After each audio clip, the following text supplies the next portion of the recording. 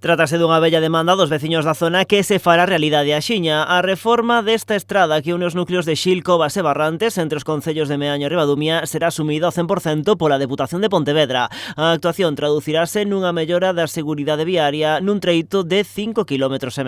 Nós aquí estamos para atender o que vai a ser un proxecto que vai a beneficiar a unha estrada que Xil, Covas, Barrantes de 5,5 km cunha actuación que se vai ir a case 1,3 millóns de euros financiada ao 100% pola Diputación, onde vai a reposición do firme, actuacións nas cunetas para poder promover a mobilidade e a comunicación entre os veciños a pé. Ademais, mellorarase a rede de pluviais e todos os sinais verticais e horizontais. Na visita desta mañá do presidente da Deputación, os alcaldes dos dous municipios celebraban o anuncio deste proxecto, salientando ademais que é unha mellora que viñan reclamando os veciños da zona. Esta era unha das actuacións que os veciños aquí do Couto da Riba, de Barrantes, que Couto da Riba pertenece a Barrantes, pero nesta reunión os veciños do Couto da Riba, e aparte non lo veñen trasladando tamén así, pois cada vez que falamos de distintas actuacións, nos viñan trasladando desta mellora deste vial que nace precisamente en Barrantes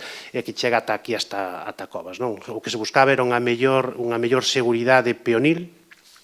As persoas, os veciños, transcurren moito, van á iglesia, a Barrantes, van sempre andando, e a verdade é que a veces pois é un pouco perigosa. Unha vía, lembra o alcalde de Meaño, moi transitada en certas épocas do ano por ser zona de furanchos. Sabedes que Meaño, a zona dos denominados furanchos, concéntrase na zona de Covas. Pois este vial é un vial de interior, como ben dixo a técnica de Diputación, que une a Xil, Covas, Couto da Riba e Barrantes.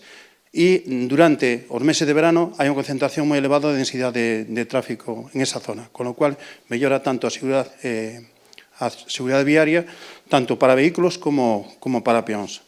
O proxecto atópase nestes momentos en fase de licitación coa previsión de que as obras comecen antes do verán para que poidan estar rematadas a finais deste 2025.